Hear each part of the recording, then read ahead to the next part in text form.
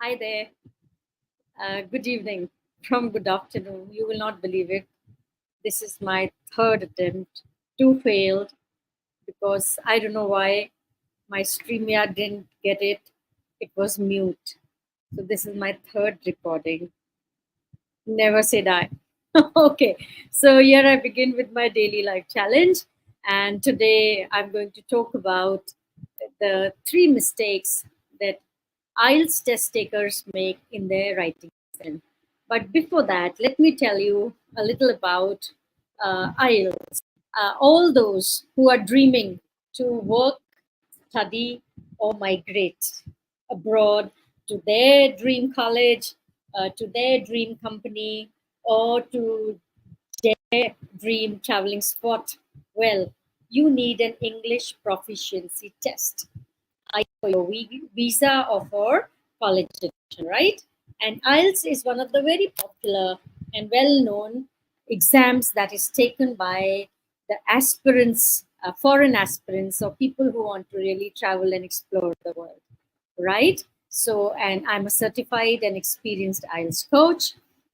Presently, I'm on a mission to help 100,000 students attain their dream of traveling wherever they want to on this earth, work wherever they want to, or migrate and live wherever they want to. Vasudev Kutumbakam. World is our family, right? So, in that drive, here I am with my first promise of telling you the three major mistakes. It has four sections, this IELTS exam. And yesterday and day before, I spoke about listening and reading mistakes they make. Today, we are talking about writing, and tomorrow, I shall take up speaking. So, the mistake number one, in the writing section, you get two tasks. One is of 150 words, another one is 250 words. One is of lesser marks, another one is little more marks. You got to be prompt, take each one very seriously, sagaciously, so that you do well. And minimum requirement of writing band to any decent university is 7. So you have to work hard for that. So mistake number one, not addressing the prompt fully. Now, what is this? Whenever there is a question asked, there are keywords in that, the so-called SEO. Okay, we won't put it for IELTS like that. But yes, there are keywords, and you're expected to take those words and answer accordingly. So now, if you're from Cambridge or IGCSE board, A levels, you will understand that that's how the English is taken up there, ESL or FLE. But if you're from any other board, you need to address this more seriously, take it up more seriously. You have to address each and every prompt. Otherwise, you don't warrant 7+ band. Next mistake number 2 is your poor organization and structure. When we do our board exams, it is not expected of students so much to be very organized in the essay writing. So, but when you attempt this international exam, a proper structure is expected of you, proper cohesion is expected of you. So you have to have a proper organization with the introduction, your body, and of course, whatever the question is asked as per that spirit. Next is your mistake number 3, over-reliance on complex vocabulary. Now, I am on my vocabulary drive, I told you, and the target is 5,000 words in our vocabulary bank. So any of you are aspiring to have that 5,000 words, join me in my drive. It's a continuous challenge. Add on your words to your personal directory or diary and see how many you can attain. So let's not do just for exam, let's do it for fun, for life. Language is a powerhouse. The more you have at your disposal, the better you can communicate, right? So third is over-reliance on complex vocabulary. Use natural and varied vocabulary rather than overly complex words. You know what happens at times? In the drive to use difficult words, complex words, it is a malapropism, earth ka anarth. You go actually against the context. At times, you literally misrepresent what you're trying to say. So don't be in the mad rush to just use vocabulary. It should flow naturally. And the more you use today, the list of vocabulary words that I have brought, as I do it, I will tell you what I'm trying to bring home to you. Just give me 1 sec. Okay. Yeah.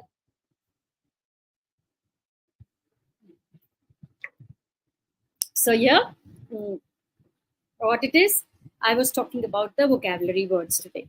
Today, I have picked up words related to water bodies, the fresh bodies and the salt water bodies. And during my research, I fell upon wonderful sites. So those words I'll take at the end. I'll share those sites with you. Visuals make the words go better in your mind. And yes, we start with our second drive. So I share my list of vocab words today. And today I'm going to talk about the water bodies related to fresh water as well as the salt water. Now, some words you're very familiar with. You keep hearing them, right? For example, lakes, rivers, ponds, streams, a creek, and wetlands. Some are new to you, perhaps, or you have a vague idea. Now, as we explore, we realize lakes are large bodies of water surrounded by land, and you see them quite frequently. In fact, no civilization occurs without a body. In fact, the ancient civilizations were known by their first Indus Valley civilization, right? So the rivers, lakes are there in every almost every city, almost every district, if not a river. And which is the biggest lake of the world? It's a paradoxical name. The biggest lake of the world is Caspian Sea. So you could say this is kind of, metaphorical, because Caspian Sea is a lake, but misnomer, Caspian Lake is not Caspian Lake, it is Caspian Sea, perhaps because of the size. Okay. Next is rivers. They are flowing bodies of water. They usually have their originating point, and then they are always on their way to meet their destination, which is the ocean. It's so much like our life, like our origin. Then we live on to in the life with the ups and downs, the way the river does. At the end, it starts draining. A delta is created, it becomes sluggish. So we also enter our old age and find the culmination into the ocean. So next word is ponds. Now ponds, they are smaller than lakes. They are smaller bodies of water, and they are often found in parks. Usually you see there is a pond in a park. So it not only adds to the beauty, and it's a source of water too, usually with springs or whatever. And then it could be, ponds could be there in countryside areas. Now I've highlighted countryside. Why? Countryside I've highlighted because in our language, we say rural areas or the village areas, but basically, especially in the Western world, they call rural areas the countryside areas. Okay, so this is another word for you, so remember this. They are usually shallow. Ponds are very small bodies. Next, we come to streams. Now, what are streams? Rivers are the main rivers that flow from high, come down and into the ocean. But streams could be the tiny tributaries. They are small water bodies that come from other sources, join the river, and then with the river, they fall into the ocean. So streams are smaller rivers. So don't mistake a river for a stream.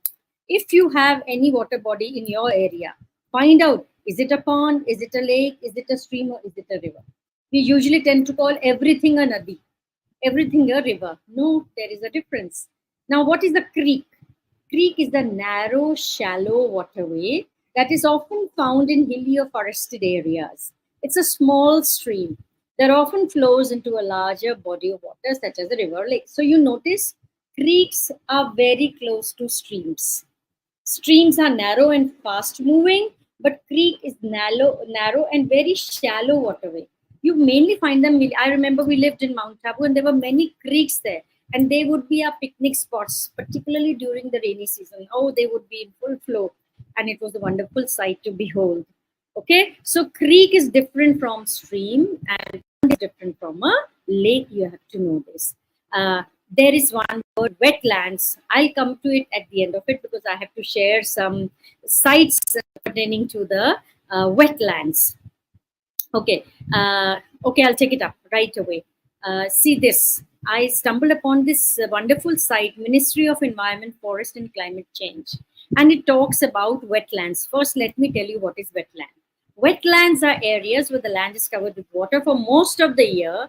And these habitats are very crucial for species and play an important role in maintaining the balance of ecosystem. So very often we go to bird sanctuaries.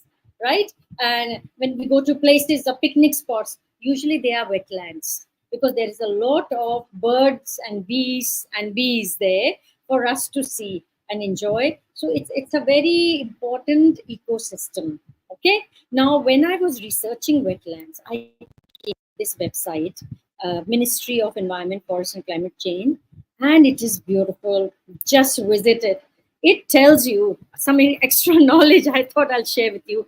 There are 1,297 wetlands total, and the significant ones are 114 are very significant ones.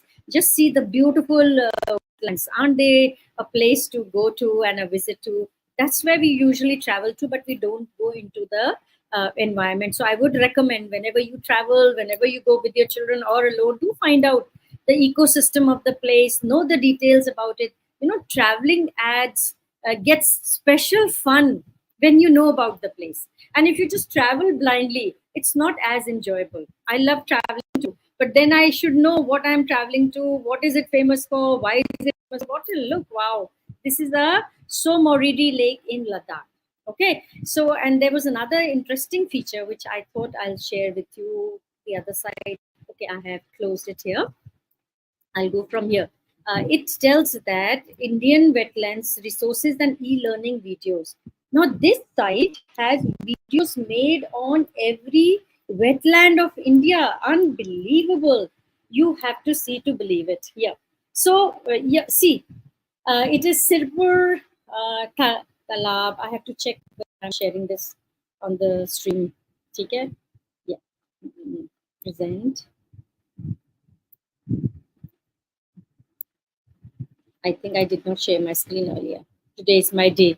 Every time I'm making some or the other error. Well, I hope now I'm on the fine land. So it's okay. So I was just sharing this website with you. I'll make you see this. Earlier I did not share the screen. Just see. No, that's wrong. See the beautiful wetlands. Wow. This is Renuka wetland, Himachal Pradesh. Okay. And this is Lonar Lake, Maharashtra. So you see, wetlands are basically the picnic spots or the places we go to visit. This is Bird Sanctuary, Tamil Nadu. Okay. And this is Amrit Dharohar. All this is nature. And this is a beautiful website, Ministry of Environment, Forest and Climate Change. Go and this is Ramsar site, and this is Somoridi, Ladakh. Wow, wonderful. Okay, so I was telling you, all these wetlands have a them here. This is Sirpur Talab, Indore ki Jeevan Rekha, and you have to see to believe this. What they have made this. If you can see this, yeah. Bharat के मध्य में बसा एक शहर इंदौर, लाखों लोगों का आवास स्थल, और शहर के बाहरी किनारे पर जीवन की ऊर्जा से स्पंदित एक तालाब. Okay, so you get it. What is wetland? So we close this. I stop sharing here. Yeah, and I go back to my vocab. Yeah. See, so I was talking about the freshwater bodies and the now we come to the salt water bodies. So what are these salt water bodies? I'll close that. Yeah. Saltwater bodies, we talk about oceans. You all know what are oceans. Seas, you all know what are seas. And then we come to bay, a gulf, and estuary. I thought they are different, and I'll share with you what is the bay. Now, there are also some saltwater lakes, such as the Great Salt Lake in the United States. So, what is bay? It is a body of water that is partially enclosed by land and opens up to a larger body of water. You all heard of Bay of Bengal. And Bay of Bengal, I think I had a picture here, if I can show you. Bay of Bengal here. Yes, I hope to share this with you. I'll present it to you. Share screen. Bay is picture here. Okay. I share it with you now. Can you see this? This one, this Bay of Bengal, how this is surrounded.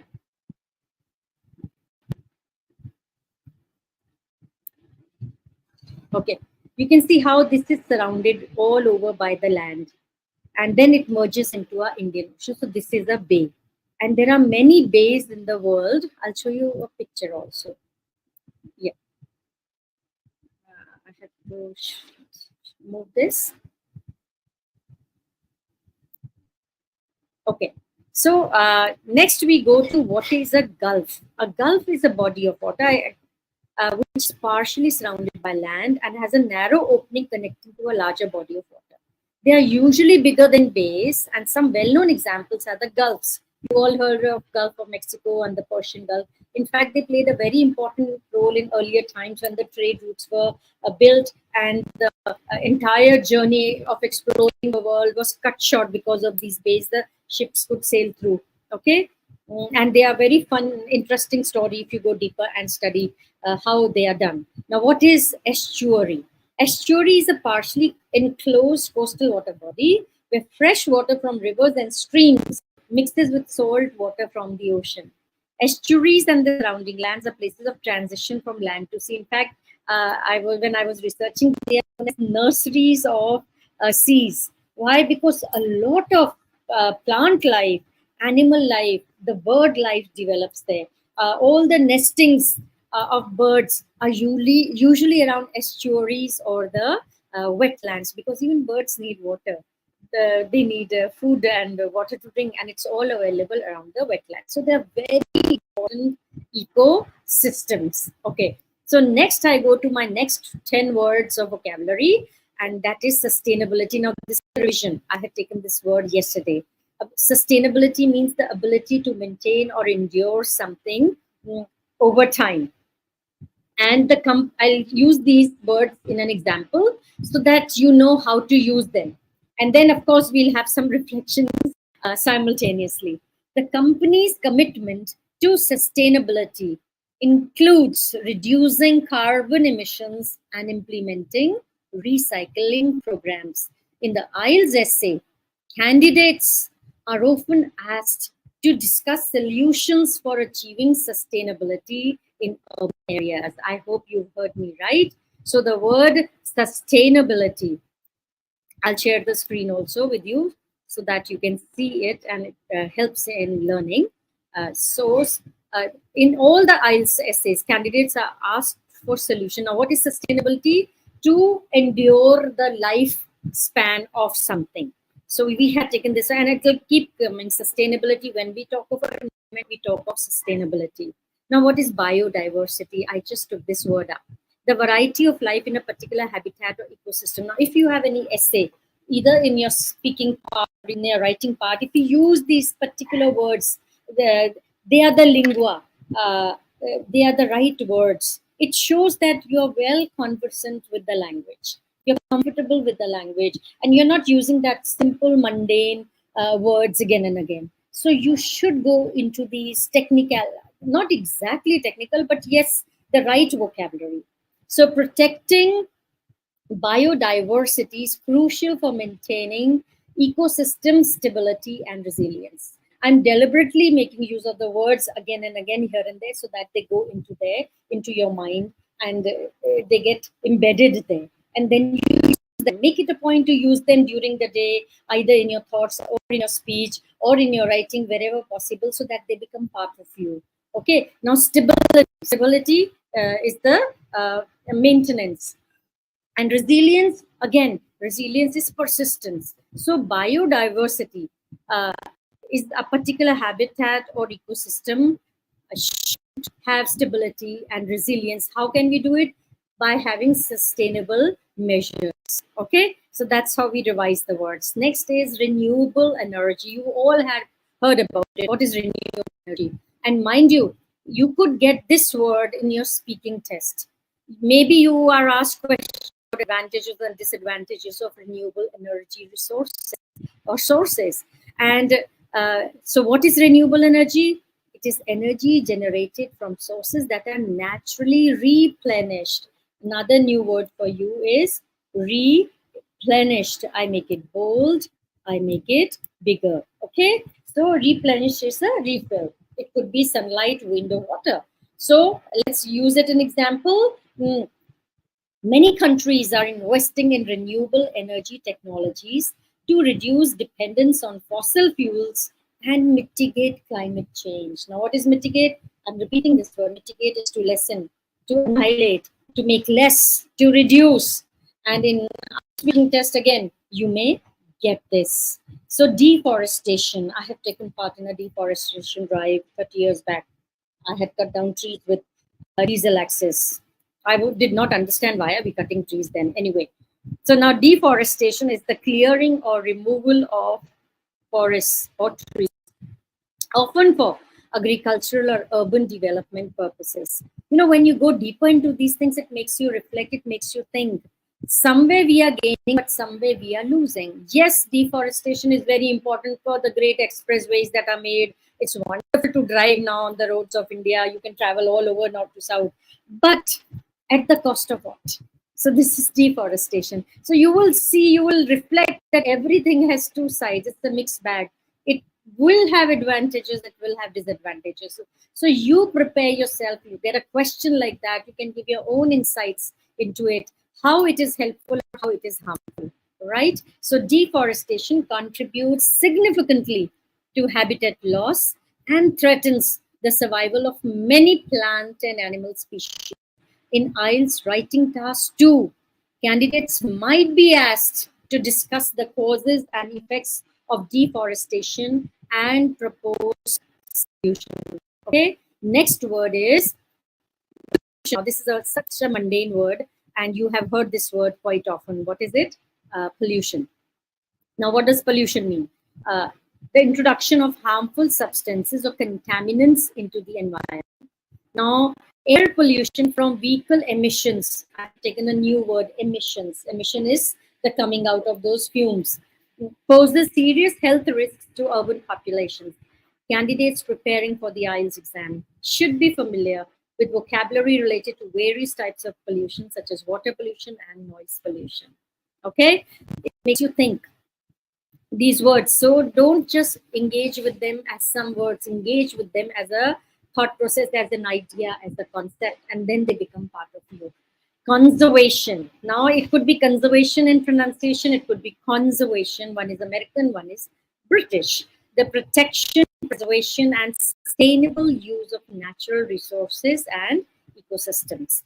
National parks play a crucial role in conservation efforts by preserving biodiversity and providing habitats for endangered species.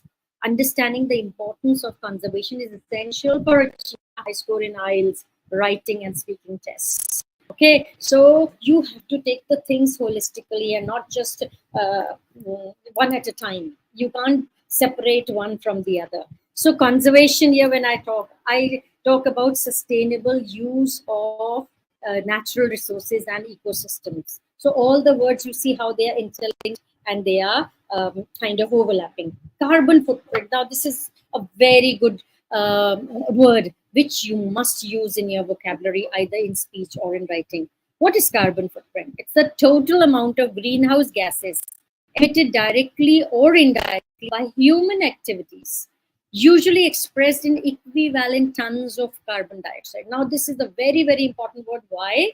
Because just see the use of sentence. Individuals can reduce their carbon footprint by adopting sustainable lifestyle choices, such as using public transportation or choosing energy efficient appliances. Now, discussing strategies for reducing carbon footprints may be a topic in the IELTS speaking test. In fact, I tell you, this should be a value of every human being. See, today we are using nature and environment. Tomorrow we'll bequeath this to our future generations, to our posterity. Can we play our little role in reducing the amount of carbon footprints that we leave behind? Can we avoid using our personal cars wherever possible? Why can't we make use of public transport? Why can't we think of other devices, particularly our gadgets, our comfort zones? Can we reduce it so that at our level we can reduce this carbon footprint? When you get to know these words, they are not just words, they should become your ideals, your values, your principles, a concept, maybe to adopt, maybe to live by. So when you talk like this in your essays, in your speech, it shows that you know something to the root of it. It's not just a word that you are learning or somehow memorizing so that you can put it on paper or use it. No, you have to engage with these words, go deeper. Next, the climate change. Okay, long-term alterations in temperature, precipitation. I've highlighted it, bolded. What is precipitation? Is falling, like the snowfall. Precipitation patterns and other climatic factors primarily resulting from human activities such as burning fossil fuels and deforestation. So you see, all these words are being used again and again. So when you write an essay, unless you write in this kind of jingo, in this kind of or franca, you will lose on the banks. The consequences of climate change are already being felt worldwide, including more frequent extreme weather events and rising sea levels. So, candidate, you may be asked to discuss the causes, impacts, and potential solutions to the climate change in the IELTS writing and speaking tests. They are more than words. I repeat. Now, ecosystem, a community of living organisms interacting with each other and the physical environment at a given area. So, wetlands, which I just spoke about, are among the most productive ecosystems, providing habitat diverse wildlife and serving as natural filters for water purification. Understanding the concept of ecosystems is important for answering questions related to environmental science in the IELTS exam. You have to take it, don't have to dwell, extend, or be elastic about it, but one little thing you speak with conviction because you know it inside out makes a big difference. Then sustainable development, once again, the word sustainable comes. Development that meets the needs of the present without compromising the ability of the future generations to meet their own needs. Sustainable development requires balancing economic growth with environmental protection and social equity. So candidates should be prepared to discuss the challenges and benefits of sustainable development in the IELTS speaking. So with this, I end the vocabulary part of it. And yes, I have two things to share. Whenever you engage with this interaction of mine, if you are doing it live, and do comment, is there any word that was new to you or was very common for you, or you've been very comfortable with it? Mention that word with hashtag live or hashtag replay. And yes, I have an announcement. In my 2-3 days time, I shall be sharing with you my ebook that I am on the way to generating. 2 days more, perhaps. And yes, tomorrow is Sunday. So we have a podcast and we will be in conversation with somebody. Let us see how it will be a surprise. But don't you worry, it will be always to showcase you that sky is the limit. If you are focused, if you are persistent, you can uh, blaze the trail anywhere you want, and anywhere career can be created. So, with this note, I end today's session. I'll meet you again tomorrow, hopefully at the right time with the right gadgets and everything working fine. Have a wonderful day.